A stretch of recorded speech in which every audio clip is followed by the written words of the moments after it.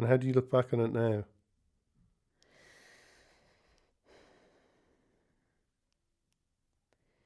Still with heartbreak.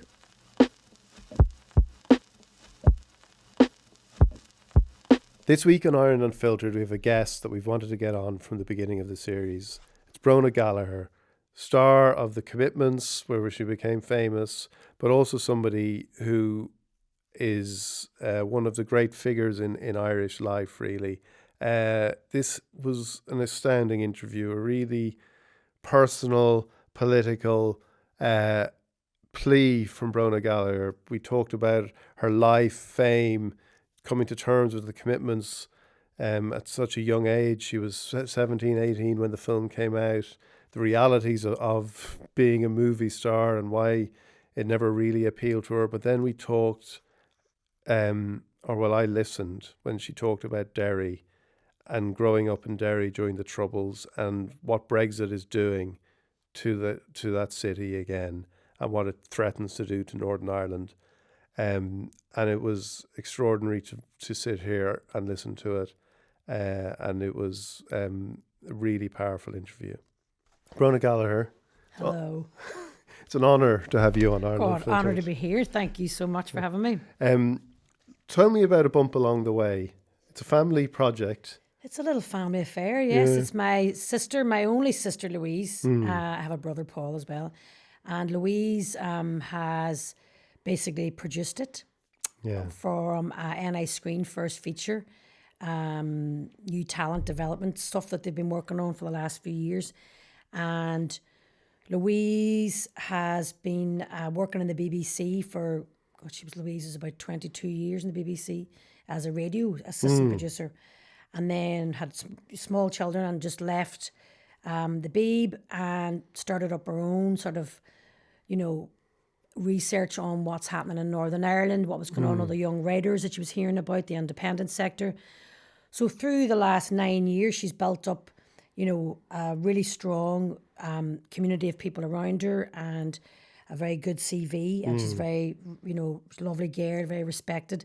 And this is her first feature as a producer, and she got a lovely Derry writer, Tess McGowan's script through NI Screen and developed that with Tess, and a lovely Scottish director called Shelley Love, whose parents are from Northern Ireland, and then just subsequently started to ask people to be involved. He read it, did a bit of a workshop over in London, then up in Belfast.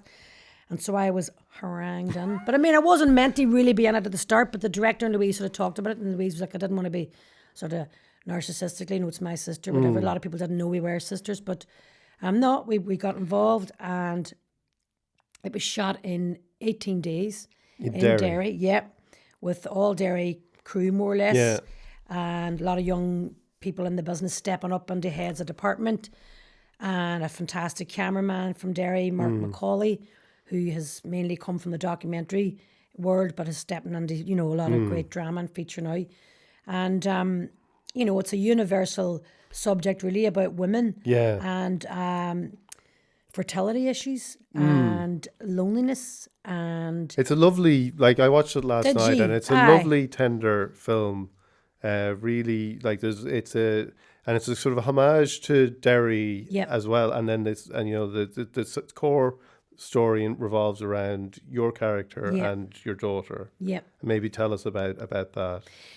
Pamela, the character I play, is 45 when she has the baby, and her only other child is a little girl, quite cantankerous, troubled little couple they are, called Allegra, and she is at school having a bit of a hard time at school, getting bullied fairly badly by a group of people, and I'm slightly on another level of getting bullied by my ex fella who's her daddy. So there's these comparisons start to develop where Allegra's starting to resent her mother and her mother's lifestyle. She's quite hedonistic, going out all the time, and she has a one night stand drunk with this young plumber half her age and ends up pregnant after years of thinking she can't have any more babies because she had a very rough pregnancy and birth with Allegra.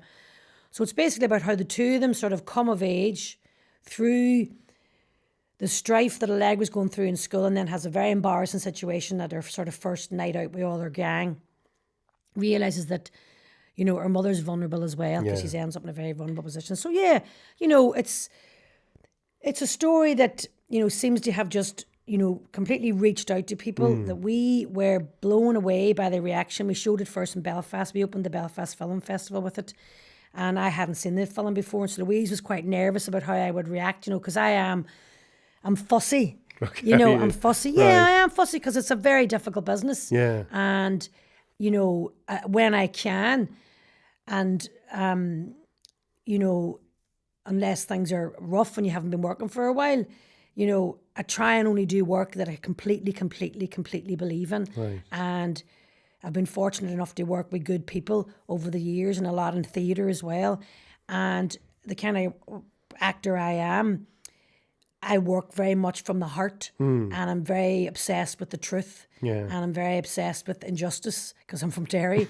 So I tend to sort of only feel if I can get stuck into something, then I can bring me true self to it. Yeah. So with this, I knew it was a real get under the cover, and you've got to get stuck into this one, you know. So we worked quite a bit with Tess in Belfast for a few days. She lives in Berlin, but we were working, you know, Skyping and sending stuff over every night. And I felt we got the script to a place that was very real, to characters that people could really relate to. So when its first performance, the first screening, public screening, it was the first time I seen it, and I was, you know, really moved by what Louise and Shelley and myself and Tess had all, you know, creatively got together and done, and Lola and our wonderful editor too, Helen, you know. So it's a real sweetheart of a movie, you know, and it avoids, you know, subjects like obviously the Troubles and stuff that people expect to sort of hear about from Derry, and it just talks about real people and real women's, you know, life issues. And like you touched on it there, loneliness. Like there is, like one of the themes of the movie is, I think, you know, how we understand our parents. As now Allegra, it's kind of forced upon her younger than maybe some of us, but like she sees her mother's vulnerability and loneliness as she faces into the pregnancy. Like how like that's the thing I always feel like as we get older we do learn to understand our parents because we go through the same things, and we see that they were fallible, and but in the film you portray that, so it is a very like moving aspect of the film. Thank you. I think, you know, what is it, the term is wisdom is wasted on the youth, you know, and very much so. And I think the isolation of so many women that maybe never met the right person and haven't been able to have children and stuff like that, you know, subjects that aren't explored, you know, as much as violence is in movies, or sex is in movies, or war is in movies, you know. And people, you know, they need to feel that being tender and being vulnerable is actually okay, you know, and rather than having the Hollywood story or the Hollywood babe or the Hollywood ending, you know, that, you know, that's like people thought when we went to Toronto there with the film, because the film's, you know, just come back from Toronto as well, that it was a Ken Loach movie or a Mike Lee, where we were like, no, it's a woman, you know, it's a triple F, they call it, you know, all females. It's actually 4 Fs, you know. So, but those stories, and like the great, you know, cinema makers have made over the years, you know, that to tell stories of people can go, oh God, yeah, you know, people with dysfunctional parents, people with dysfunctional kids, people that just, you know, they just have to accept that this is the way it is, and that's the brutality of life sometimes. So this story seems to have just resonated with people in a very deep way. And we're blown away by the reaction. We really are. Like, we're so, we just couldn't be more grateful. You know, like people were texting me yesterday, and some of my friends went, did you win anything at Toronto? And my sister said, we won people's hearts. And I thought, well, that to me, you know, you're going into an international festival again. When I got there, like, I genuinely had no idea it was that big. Right. The whole of Toronto was taken over, and I was like, this is huge. And my mates were like, do you not know? But I was like, I don't actually, you know, from the bottom of my heart, I don't take that much interest in competition or the big festival world or the Oscars. I mean, I think it's great when people won at that level. I just love getting into the stories, doing the work, and half the stuff I don't see because I'm just not really into looking at myself on the TV. But now you have to bump when you're there in most scenes. You kind of go, all right, that's the way you look. Oh, right. Ooh, that's funky. But, certain people do it for certain aspects. I do it to tell the story, really. You mentioned there about, a story about being tender and vulnerable. Like, how much of that, as you've gone on in your life, have you come to like appreciate? Like, how would you say you're more open to those sides of all of us as you get older? Or like when you were younger, did you think there was a more kind of definite, certain kind of straight ahead way of living life? Oh, I very much so.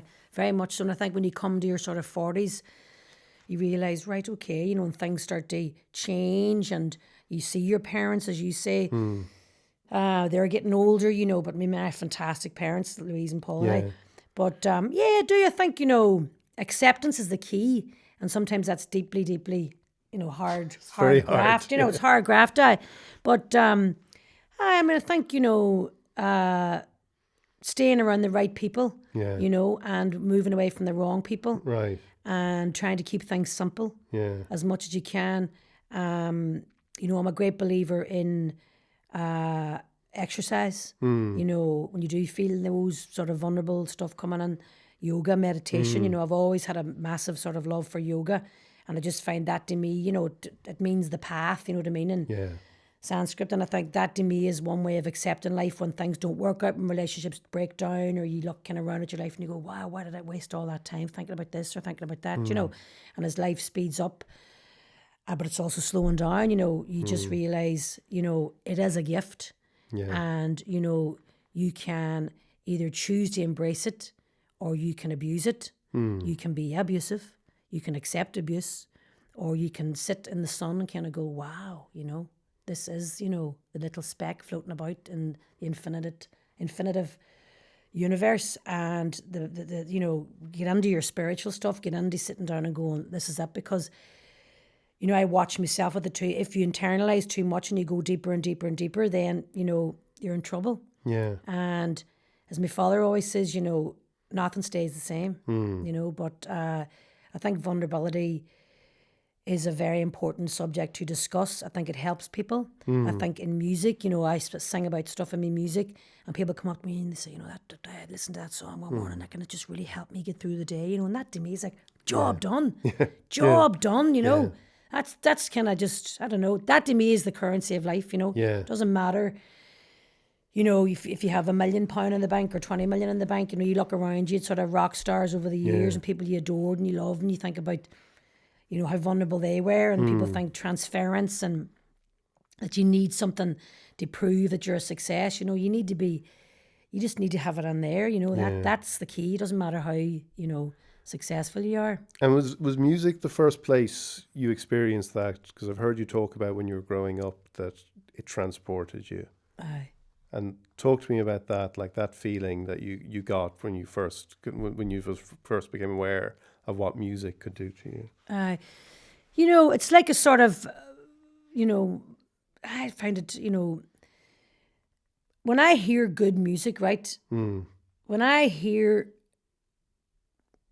a new band or a new song, say, that comes on somewhere, it's an antenna, and it was there since I was a very young kid. It's not something I can I'll try to put it into words, but it's like, there it is. Yeah. There it is. And we were talking to somebody the other day. Where were we?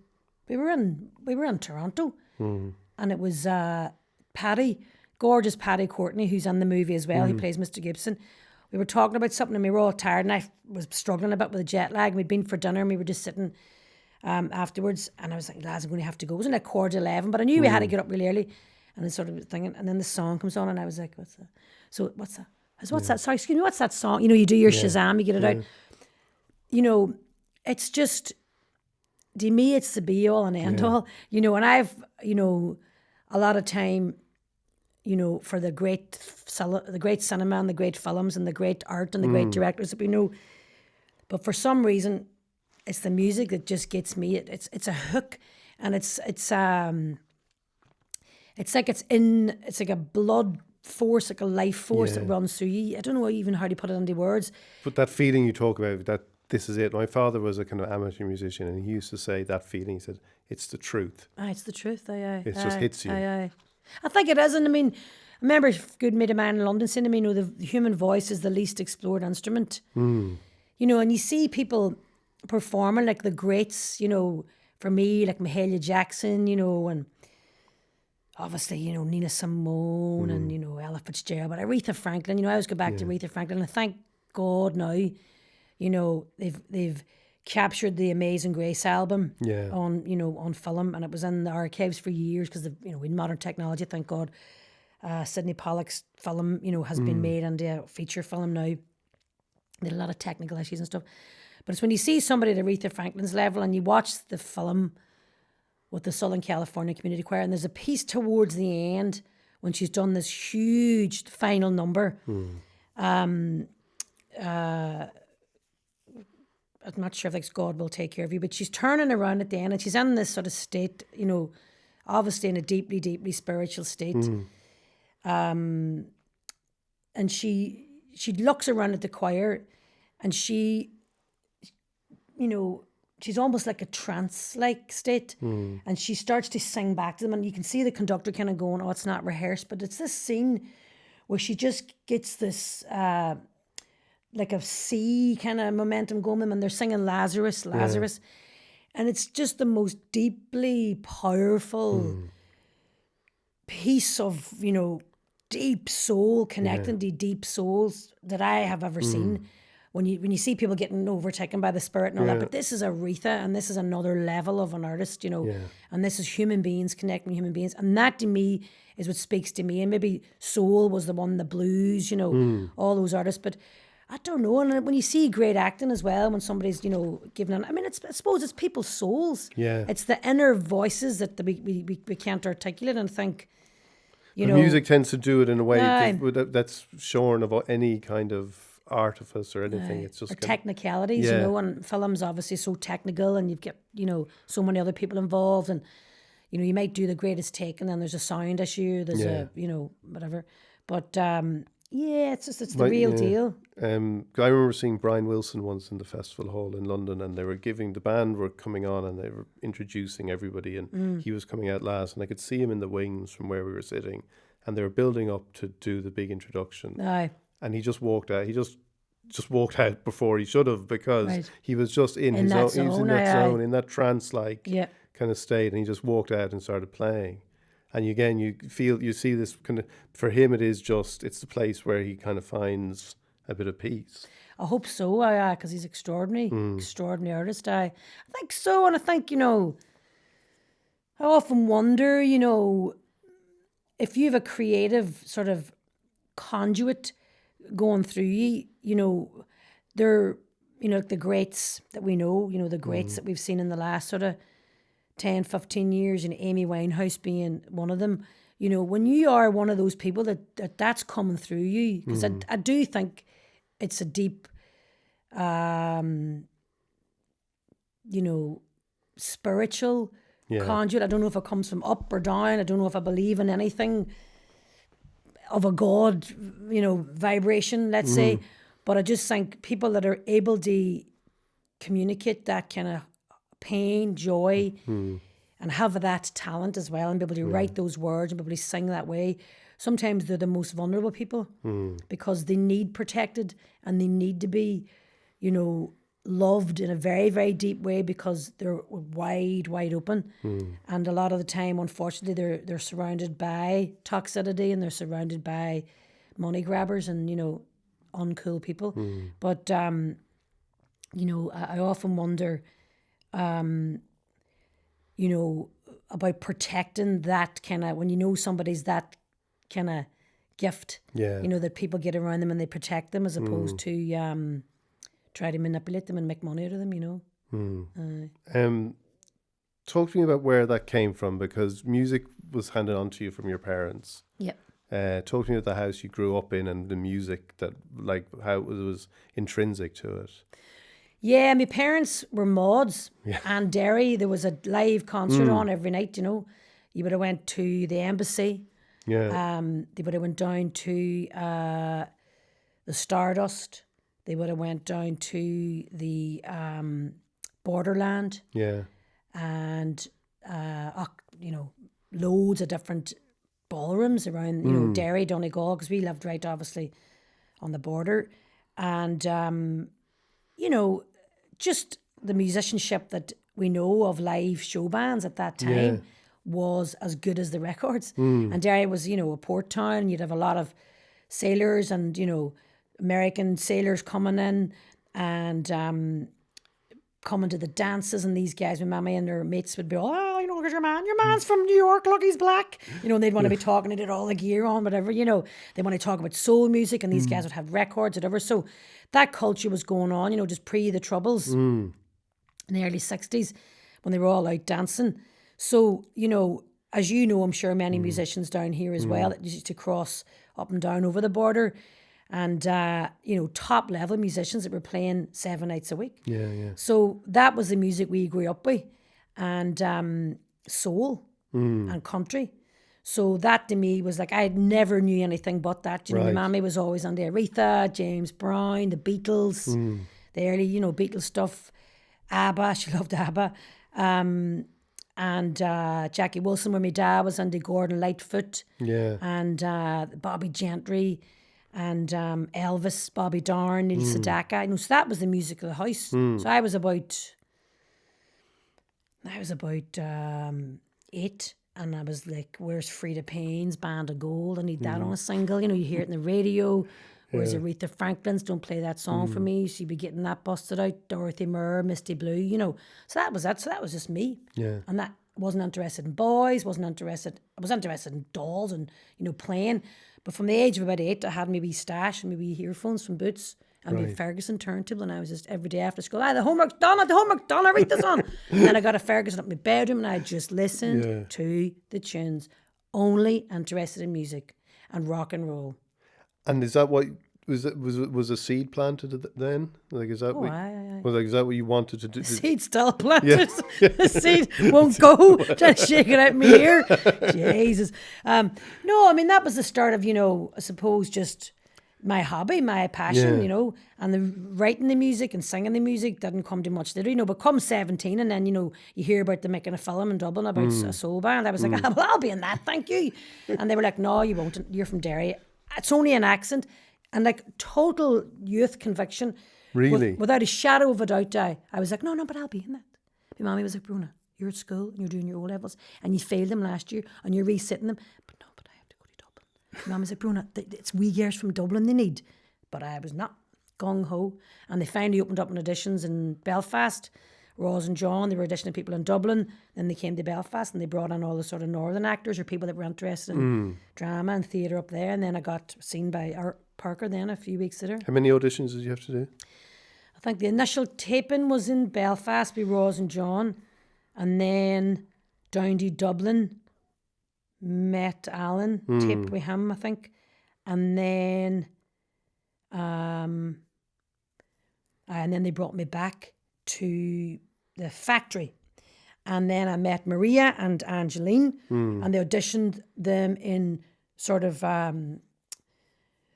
There was 2 other, Niamh Kavanagh, the amazing Niamh Kavanagh, and the other gorgeous girl, and they've auditioned the 5 of us in sort of sequences, and then I think about 2 weeks later or something, or a week later, I think there's that, I've said this many times, but Parker wasn't really sure what to do because he was conflicted because we were all so different, right? And but then he walked past the wee room in the factory where we were having a coffee when it was all over. Myself and Angela and Maria, and something happened, and Maria stood up and knocked an ashtray over Angeline, and whatever happened, Angeline flicked the ashtray and knocked a coffee over me. So the 3 of us were just sitting there hanging ourselves, and Parker went, right there they are. Really? Yeah, and that was it. So 30 years ago. And were you, like, when you say you had that certainty you were going to get it, like, can you remember the feeling, was there a feeling of excitement then when you did get it? Aye, but I just had this instinct. I mean, I'm an instinctual person, and I can sort of feel things with people and I can see things, but I was like, I mightn't be a good singer, but my passion for soul music, surely, Yeah. And I was thinking, I was just a wee, like, calm down, will you? Right. Jesus, leave it out. But I had this bag, like a wee green rucksack full of tips. Right. And I was like carrying them around like some wee nut, Right. But And you brought them to the audition. oh, I brought them everywhere. Yeah. Bag of tips Yeah. that I make myself. And then I make tips for people. I used to go to Belfast to the reggae nights, me and my sister Louise, and we'd get skinheads to give us their, toots and the Maytales, and any toots, and any Jimmy Cliff records, and that would be the way we'd go. But you tip each other tips. But I could just think, I just had a gut feeling about it, and I just sort of thought, how can they not have me in that film? Right. But I mean, it was a rough gamble, and I had to Yeah. get stuck into the accent and stuff. But everybody was great, and I went out and learned it, But And what did you see it as then? Like, because this is a film about, the music you love. I'll do this, and then I'll just go back to back to school. Back to school. Yeah. State of ye, when I was back to school, I'm sort of, I was the second youngest in the class. So although I turned 18 during the film, I still had to do my next year of my A-levels Okay. to go back. But I think I got a job right after it. The commitments, I got a job. I can't even remember what it was now, but I remember getting a job. I think all the promotions started for it then, Right. didn't Yeah. it? Yeah. So, I mean, the teachers and stuff in school says, look, well, you're acting. This is what you want to do. So, if you feel then you want to go back and do A-levels in the, the tech or whatever after and do. But I think I just sort of, I got work after quite quickly. I think I came to the Abbey, actually. Yeah. Yeah. I came to the Abbey, that's what it was. Maureen Hughes, the gorgeous Maureen Hughes, cast me in the Patriot Game. Right. Tom Murphy, God of Mercy, in a brilliant play. And then the Crucial Week in the Life of a Grocer's Assistant, another Tom. There was a Tom, like a retrospective going on. And then The Iceman Cometh. And that was a pretty big deal because that was the Goodman Theatre from Chicago. Yeah. So we Brian Dennehy in the lead role. Right. And Yeah. incredible actors from America and a lot of great actors from here. So I was kind of away then, Right. And then the film came out the following year. So then it was work. I was working then as a young And actor. was it that from that stage? It was like, right, because that is the kind of, you said earlier about how you're very demanding and you want the truth in a film, and you kind of said, obviously there are lean times when you need to, every actor kind of experiences Aye. that, but like, so you're straight in there and you've got work, and so that kind of box is ticked as an actor. You're kind of in employment, but then Commitments comes out, and talk to me then about the fame of that, like what that did to you.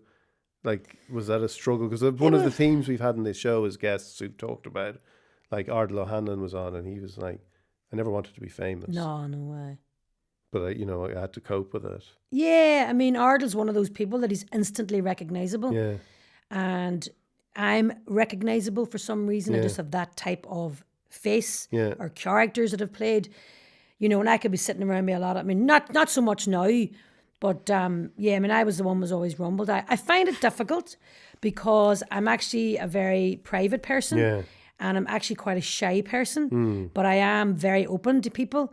But as I get older, I find it harder. I find it now the world of the mobile phone Yeah. is difficult because there's no privacy, and people feel like you're being rude if you don't want your photograph taken, if you don't want to get the selfies. Some days you don't maybe feel that, you're looking well or whatever, and you feel tired or you haven't been, you've been traveling or whatever. But I find that hard. I mean, I've never, some people love it. And I have friends that are, yeah, this is great, and I'm like, oh God. But so if you're going out for dinner, if you're going for drinks with friends, people are over, excuse me, I don't mean to be rude, but you're just like, I'm sitting with my mates, Yeah. But I don't really like that side of it, no. And did you ever like it? No. Even when you were young, like, because you were young and like. I mean, I suppose I was so young, I was so young when I was 17 when we did the Commitments. I just loved all the people that I was working with, and I loved all the hanging out. I mean, we went straight to America, and the American thing was insane.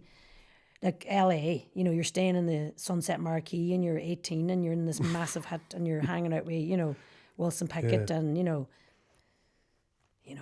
then you're at the Grammys the year later, and you meet Aretha Franklin, and you meet, James Brown, and he kisses you on the lips, and you're there going, what is going on? That was a great buzz. But But yeah, coming back to Dublin, and then all of a sudden, you know, I remember the last sort of trip we all did. We came back to Dublin, and there was nobody to pick us up at the airport. So we were done, and they were done with us, you know. Right. And we were all in the airport at 7 a.m. We'd got off a flight from New York or LA or something. And how long had you been away for? Well, I think it was the last sort of concert that we had done. I was never in the Commitments band that went out on the road, but I was in the movie. Obviously, we all were. But we had maybe 2 concerts after the premieres, New York, Chicago, LA. We did David Letterman, and then a thing called Commitment to Life, which is a massive AIDS benefit in Los Angeles, which was one of the first big benefits to raise money and awareness for people suffering with AIDS. So that was it. But we came back. Now, maybe it was just a genuine mix-up. You're not doing and they left us at the airport. But I remember we came back to Dublin Airport and it was all over, you know. The movie was out. The money was, you know, coming in. We were the kids. We got paid a flat fee. I'd see you later. And I think one of the lads had to ring their dad. And 2 cars came to take us home, you know. None of us had any money, with no taxi money to get home. Right. So, you know, that was hard. And then I remember sort of a lot of us going through quite a series, obviously, of a downer. And being quite freaked out about it, you know, because everywhere you went then, and that was hard. That was really hard. In what way? Well, just people coming up to you all the time. Aye. And you were whilst you were experiencing this kind of come down from the film. Aye. I mean, I went straight into work again. I think I went straight into, you know. I mean, I was in 19, 20, and I can't remember exactly what I was doing, but I think I went to London and did a sitcom or something, which was wasn't great. But I suppose, you know, my parents are so great and they're so strong, and they just kept an eye on us, you know. And I was sort of moved to Dublin and, you know, doing nice bits and pieces down here in the theatre. But, you know, you just got through it, don't you? You know, it was you know, quality problem, isn't it? But I think if you just learn, I think for the key to me is either rest, take it out, or just jump into another job. Right. And I never wanted to be in Hollywood. I wanted to go to the theatre. I wanted to learn the craft. And I never got into drama schools. I went to audition for 5 drama schools in England, but I never got into any. But then I got the part in the Commitments, you know what I mean? So I wanted to learn how to act on stage and be a theatre actor. That's what my passion was. Right. And then, like, how long after you shot your scenes in Pulp Fiction did you actually see it? I was up in Scotland on a job, and my mammy rang me before the text. My mammy rang me and she said, I've just seen the news, and Quentin and Uma and John are at at Cannes, and they've just won the Palme d'Or. And I was like, no. And, you know, whatever, managed to see it or something the next night, whatever, on the arts programme. And then I went to see the film when I was in Scotland on my own in a cinema. And I knew immediately when the music sort of kicked in, I thought, because it was brilliant. It's music again. Yeah, again, you know, thing. Link Ray and all the great people that Quentin knew. And he's, you know, extraordinary mind for music, you know, extraordinary mind for everything. You know, he's an extremely talented human being. Yeah. So that was kind of mental. Yeah, that was mental. So did you watch it with that same sensation that everyone who just saw the film watched it with that kind of? Because I remember watching the cinema and having that feeling of, you know, like this is going to take me somewhere. Aye. I didn't know I was going to be taken. You know what I mean? Was that what you felt, even though you were in it? Aye. Really? Because of only a wee tiny part. And the part of me's sort of, always be a bit embarrassed about Pulp Fiction. Right. I'm always about, only a wee bit, everybody calm down. You know, so I always feel like, but still, you know, to be alongside those incredible actors and to be chosen to be involved in it was an extraordinary, you know, extraordinary honour. And I'm always deeply honoured to Quentin, and he's a great head. But, I mean, I just knew, you know, I knew what he'd done, and he hit pastiche on the right button. You know, and he was bringing in all the people that he loved and all the movies that he loved from the 40s upwards, you know. And he was showing, remember, we were all in rehearsals out somewhere in Marina Del Rey or somewhere. And he was fitting out, you know, Jack Rabbit Slim. So that was a set that they built in the back of one of the lots. And John and Uma were all in rehearsing in another room, and they called us all in, and we were all having a cup of tea. And he said, I want to show you this, you know, top loader VHS of the dance scene. And the dance scene was from an old black and white movie where 2 young people are, you know, flirting with each other, and they do the famous dance that they did there. So that was all, like, that wasn't, you know, I mean, John's a great dancer, whatever, but this was he basically choreographed the whole thing. Right. You know, Yeah, yeah. or maybe they had a choreographer, but he knew exactly what it was he wanted them to dance. And then, you know, the Brian De Palma world of it, you know, the sort of, as I say, the film noir, the whole Scorsese, the characters, you know, the blaxploitation, early stuff, all wrapped into one. You know, to me, the way I felt about Quentin, and I spoke to other great directors about him afterwards, he sort of he blew cinema apart, and then it came back in a different form. You know, Yeah. he became make films like Tarantino. I mean, you look at the amount of films that came out after him, and there was like a 10-year consistent, slightly exhausting films of that type, where the guys in the black suits and the guns, and it became, to me, just too violent. The whole thing was just too violent. But I mean, you know, he's extraordinary, and you know, at Pulp Fiction, without me being in it or not, I know from as a fan of, you know, great American cinema, that he changed the course dramatically. Talk to me a little bit about Derry, because you know you've talked about a bump along the way and how it is, you know, it defies what people might expect about Derry. You know, a story about the Troubles or something like that. But and I suppose Derry Girls has done that too. Although there's the subtexts are there and Yeah. the stories are there as well. But when you were growing up, like we talked about music and maybe how that allowed you to escape. And I think you were one of the Beastie Girls, is Yeah, that Beastie Girls. Our little school gang, the Beastie Girls. Yes, I mean, I had a great, you know, relationship with my friends at school. Great girl friends, still friends. We have a couple of them that still live in Ireland. Great friends. And, you know, I went to school just above the bog side. Yeah. And we lived basically just on the cusp of the bog side and the Brandywell. So we looked into the Gaelic football pitch, Celtic Park. And that obviously, when the Troubles got really bad, the Gaelic football stopped. And we were just at the right hand side of us, the Brandywell Stadium, which is now obviously a great football stadium. And so we lived here, and we used to walk down Stanley's Walk, past the gas yard, in the famous song, you know, the beautiful Phil Coulter song, the gas yard wall, up onto the flyover, and up here to school, the Nazareth House. So that's where I grew up. So that was my trajectory every day. Yeah. And that was in the heart of the bog. So we grew up during the horrific war, and major British Army presence, and major RUC presence, and major IRA, INLA presence. And how do you look back on it now?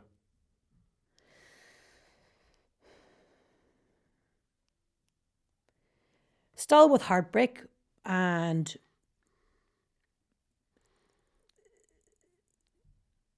you see what's happening in Britain at the minute in the British Empire, trying to be rebuilt. And I ask anybody that didn't understand or doesn't understand, when the British Army came into Derry and the RUC had the special powers to do what they wanted, what did they expect the people in Derry to do? To just sit there and take it, because they didn't. And when you see what people were fooled into voting for, and the absolute horror of what Brexit is now, and the humiliation, I hope, that they feel of what they've brought people into, you understand the arrogance, the audacity, the stupidity, and the colonial imperialist mindset of the British that came into Ireland and did what they did and thought it was okay because they're trying to do it again. So that, to me, is what growing up in Derry was like. And you're under that rule, and you are not allowed to be Irish because we're British subjects. Well, we were British subjects, although we always have held Irish passports. But the British Army still came in and did what they did to British subjects. Yeah. And they expected people to take it. And one soldier, is being held now, right? So that, when you understand the way British imperialists think, and I love England, and I've spent half my life there, and some of my closest, dearest friends are English. I love going there. I love living there in London. Yeah. But it's the imperialists Yeah. that have caused it, that have created a lost tribe in Northern Ireland that are British, but they don't give a monkeys about them. Yeah. And they've seen what they did with the DUP.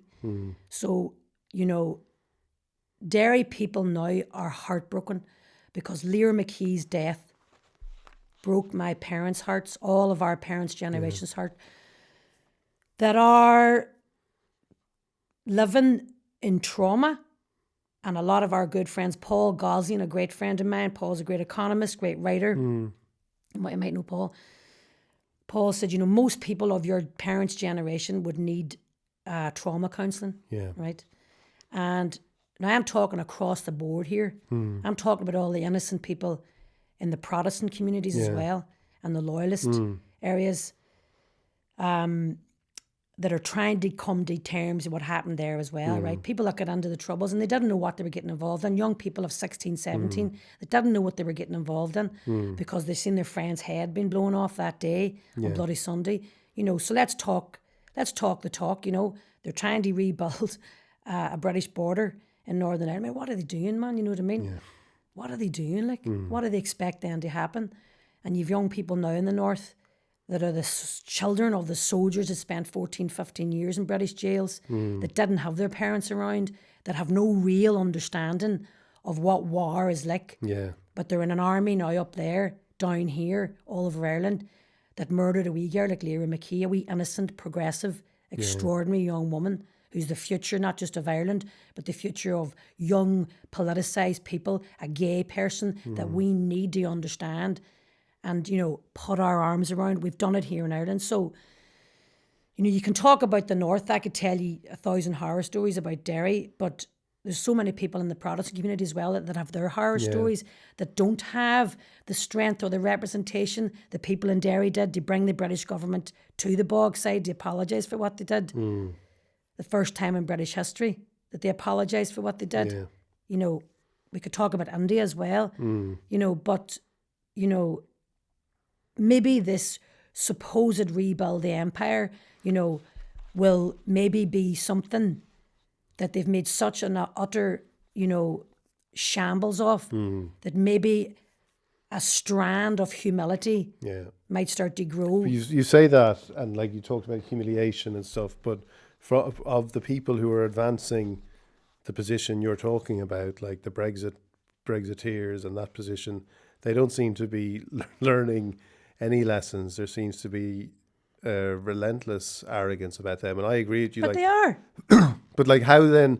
Like, isn't this why it's so terrifying right now? Because you throw into the mix everything you talk about, a younger generation in Northern Ireland who don't remember the Troubles, who are seeing what's happening with, again, a country or an element, as you say, like it's not all British people. It's you know, it's the British. It's a section of the ruling class in Britain, and they're not learning any lessons, and people are going to be radicalized because of the arrogance of people who refuse to learn lessons.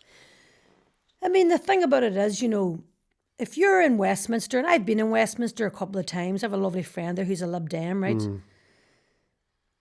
And you go on there and you see the big statue of Margaret Thatcher, you know, and you look at what our country, you know, went through when Margaret Thatcher, not just Margaret Thatcher, but all of, you know, the Conservative, the you know, that leadership, but that whatever, you know the stuff, allowed it to happen, right? Now, when Brexit, and I'm in England when Brexit happened, you know, just talk about Adolf Hitler here for a second, right? Because, you know, everybody's looking for someone to blame, right? Yeah. It's a Tom Waits line, right? So Hitler, in his maniacal mind and deeply, deeply sick human being and deeply narcissistic, he created the blame, and it was the Jewish people. That's the reason why, they are the reason why we're not prospering as an economy, why we had such, terrible shame and guilt after the First World War. That's why. So, in the same way, that's what British people were listening to in England about the immigrants, coming in here and taking our work. Uber, the taxi man you'd speak to, coming in here and taking our work, right? What? And they've done it.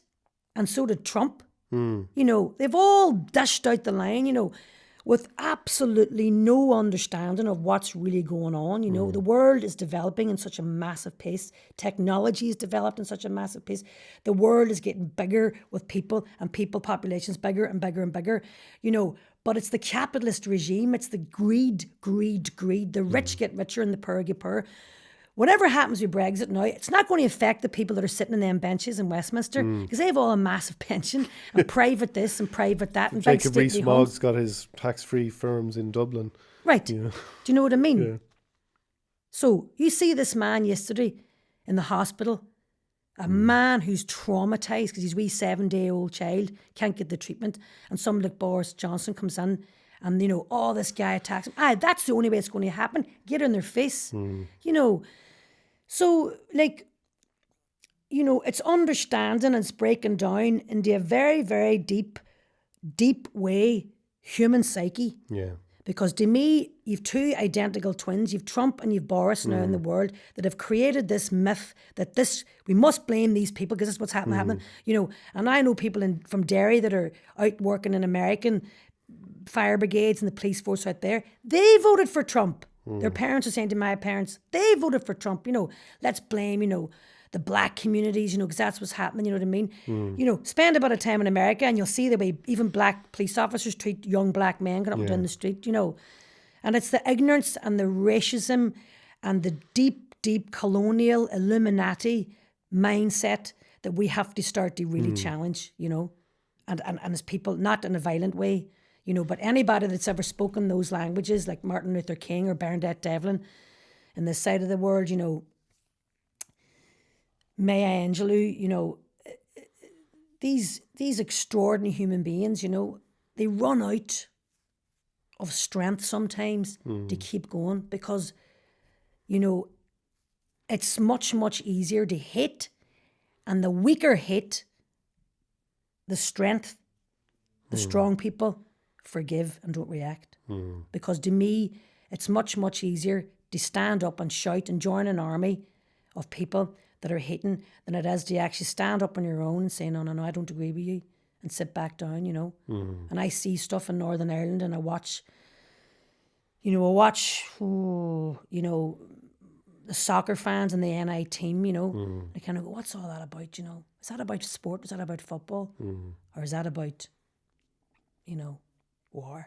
Yeah. Do you know what I mean? Yeah. So I just feel they're walking people to the edge of a cliff, and the same thing keeps happening again and again and again, and we have to start teaching it in school.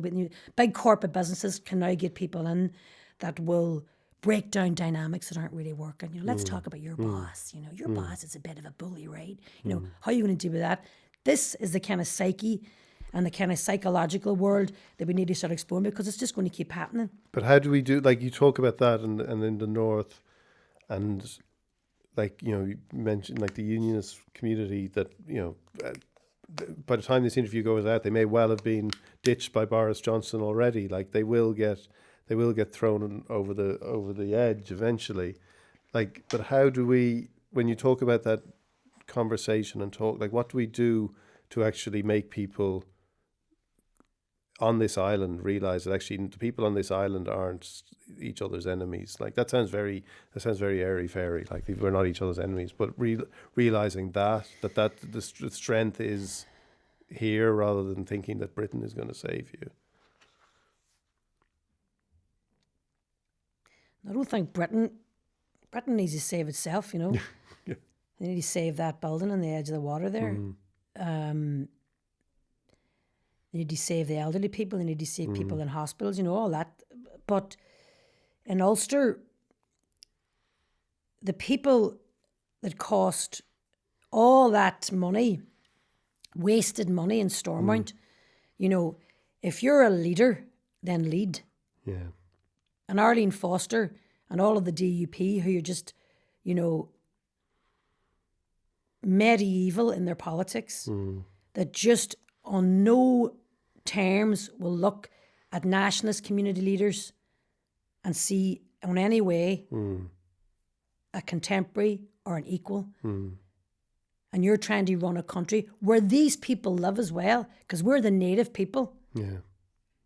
Nobody can now go on with a spade and dig out every house that is a loyalist man or woman's house in Ulster. You can't do it. It's too long gone. We all live there.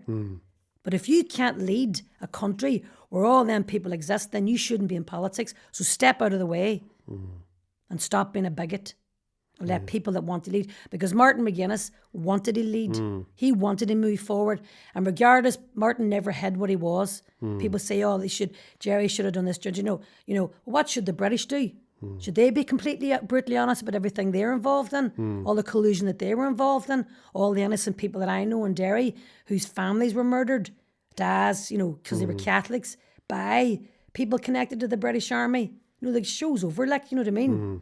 So, as regards, on all sides, the integrity of your politics, Sinn Féin leading with dignity and integrity. Don't stand in front of banners in New York that say British out, Be now, I'm an iron, stand and lead. And don't blame and don't judge. And lead for all the people. And lead for all the people. Like, we can't go back to what we had.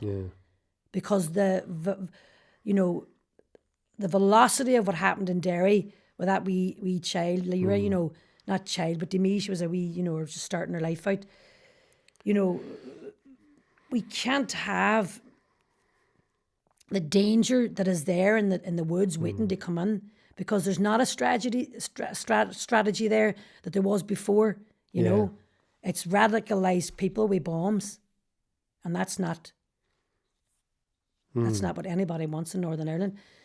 And in Ireland, and England don't want it either, but if you can't lead, then get out and stand back, because the damage is done and you've done enough damage. So I just feel deeply, deeply that we need to, Louise and I shot our film in Lisneal College across, the community, as we, so to speak, in a Protestant school. And that meant so much more to us, that we were so welcomed and accepted by Michael Allen and the wonderful school there, but we're from the bog side, that we want to just move on, come on, get the motorways up in Derry, get the great, universities there that we need, get the medical centres there that we need, stop putting everything in Belfast. Derry people are great, we have an open mind, and there's great young people there, but they're exhausted. Everybody's exhausted because you run out of steam. And that's the thing, isn't it? We had Nicola Mallon from the SDLP on a few weeks ago, and she's exhausted. They're exhausted. Being in a room of people, she said, people shouting, and it's with banging the same hammer, because I'll tell you what it does.